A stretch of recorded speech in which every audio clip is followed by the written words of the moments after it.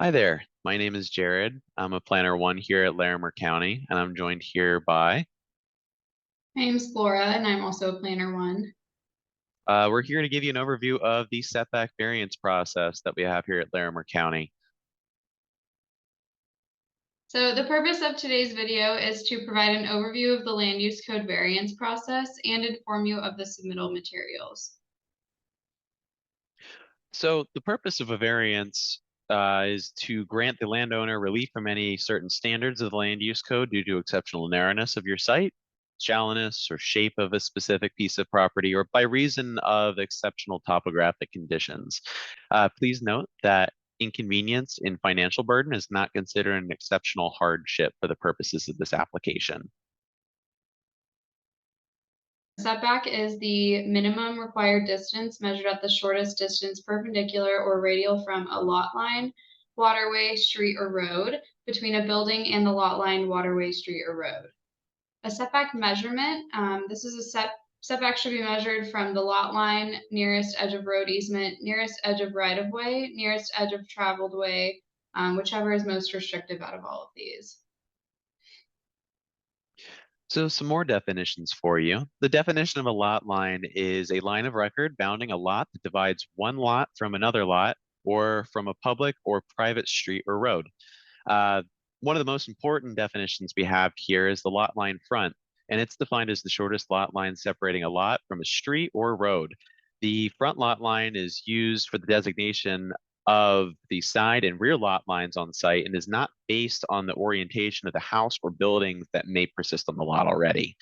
Lot line rear is the lot line opposite from the front lot line, and everything else would be considered the lot line side, anything other than the front or rear. Staff can help determine this in your land use process. Just ask them. Okay, so now we have different types of setbacks. First is a zoning setback. This is required by the property's zone district, which would be outlined in the land use code. And then if your subdivision plat has special setbacks, those would be noted on there, and you can always obtain a copy of your plat from the clerk and recorder's office. And then we also have additional setbacks from certain roads, and those are based on the road functional classification, which is also outlined in our land use code.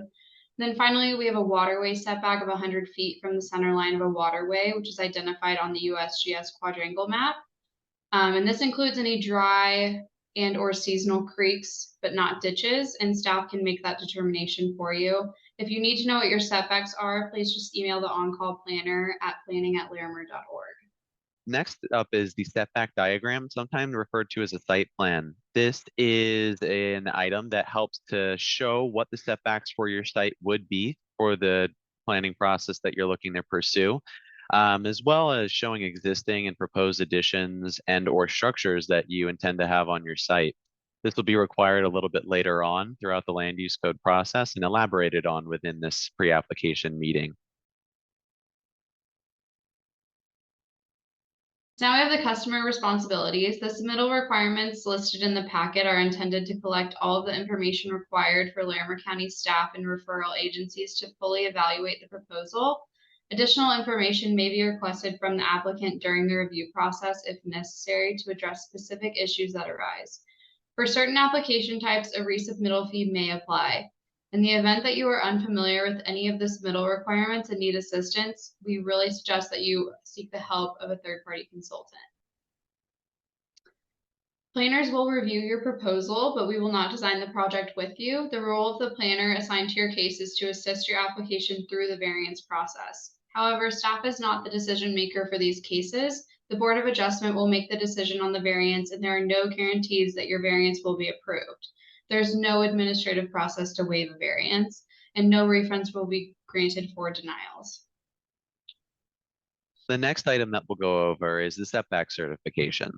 The setback certification is defined as a certification in the form of a letter or drawing that must be signed and include a seal of a surveyor licensed to practice in the state of Colorado. The letter should include a building permit number for the property or project in question. It's required if a variance is approved or to be completed after an application for a building permit. This certification is a condition on the building permit itself, so keep that in mind. In reference to existing buildings on your site, you can also consider checking any existing buildings on your property to see if they meet setback requirements for your underlying zoning district now. You may include these existing buildings in your proposal to bring them into compliance should it be identified they're closer in setbacks than would otherwise be allowed. So this is just a process overview of the variance process. Step number one is to be watching this video, the pre-application video. After that, you'll be able to submit your application, and then it'll get assigned to a planner who will send it out for referral agency comments. Also during this time, we send out your application just like a postcard to neighbors within 500 feet, letting them know that there's an application in process and they can contact the planner assigned if they have any questions. And then the referral period for this process right now is 30 days, but that's subject to change. So after those 30 days, you'll have to address comments if necessary, and then your assigned planner will schedule you for a Board of Adjustment hearing. Like we mentioned previously, these decisions are made by the Board of Adjustment, and they meet on the fourth Tuesday of every month. And then after that, you'll be able to apply for a building permit once your variance has been approved. So this is the review criteria for which you'll be placing within a project description, a line item that we'll go over in depth a bit further down. Please take some time to review what's been put here before you, and you can use this to create your project description a bit later on.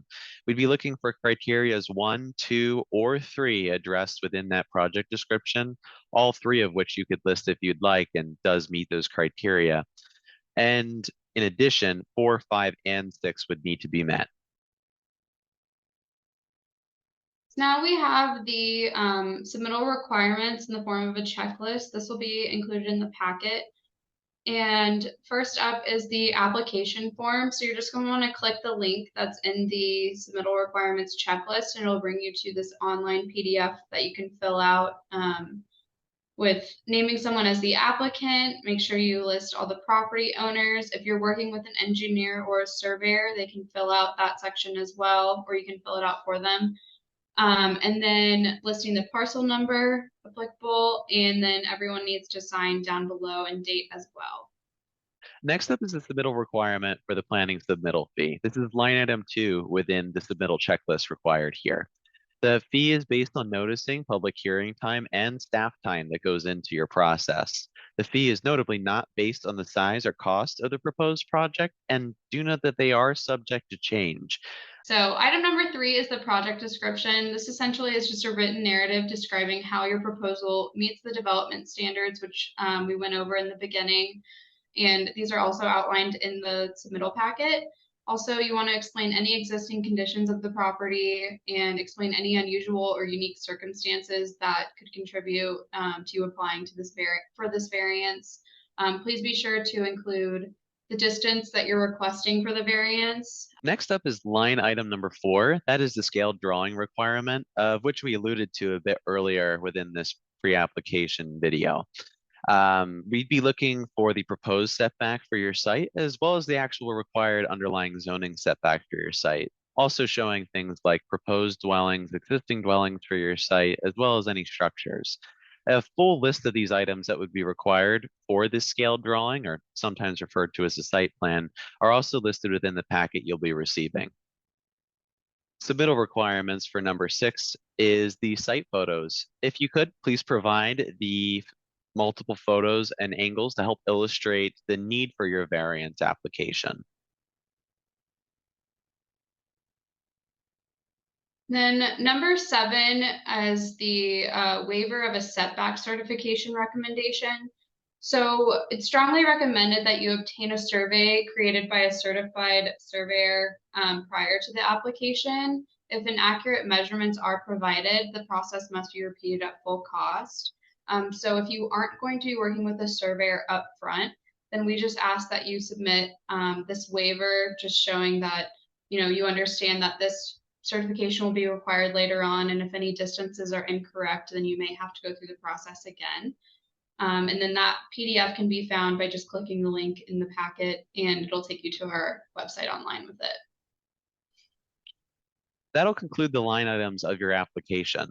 Next up is the submittal requirements. This would be how to submit your application to us to be able to process and turn it into a case.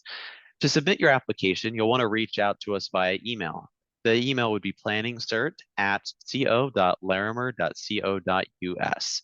You have two options to pay. One would be by check, either in person or by mail, and the other would be via credit card. Just know that that's subject to about a 3% processing fee to pay by card. So once the application is received, it'll be assigned to a planner who is going to be your point of contact. They'll initially do a completeness check of your application, and then they'll send it out to our referral agencies for comments. And then they'll compile the comments from the referral agencies and send that over to you. If there's anything that needs addressing, you'll do that at that point. We may have to do a resubmittal depending on the intensity of the comments. And then your planner will work with you to schedule the Board of Adjustment hearing, which those occur the fourth Tuesday of every month at 6 p.m. And the Board of Adjustment is the final decision maker for the variance case.